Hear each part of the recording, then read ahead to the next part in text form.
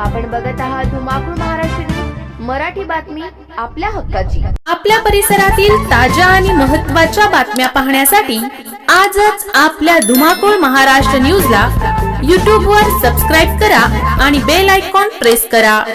राजश्रीताईच्या प्रचाराकरिता मुख्यमंत्री आले, परंतु मतदार नाही जमा झाले। वाशिम यवतमाळ लोकसभा निवडणुकीत हिंगोली जिल्ह्याच्या राजश्रीताई यांना महायुतीकडून उमेदवारी मिळाली असून त्या शिंदे गटाच्या धनुष्यबाण या चिन्हावर लढत आहेत।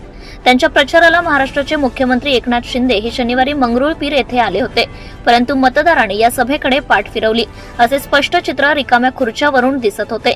राजश्रीताई पाटील भाषणात बोलताना त्या म्हणाल्या, वाशिम जिल्ह्याच्या मागासलेपणाचा कलंक पुसण्यासाठी मी या भागाची माहेरवासी म्हणून हे काम माझ्यासाठी पहिले काम असून हे काम करण्यासाठी मी कटिबद्ध राहणार आहे।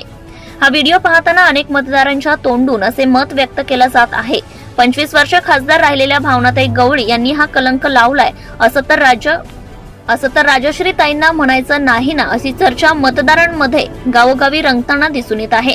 धुमाकूळ महाराष्ट्र न्यूज साठी वाशिम जिल्हा प्रतिनिधी Dilip अवगण Patil. Subscribe now and press the bell icon. Never miss an update.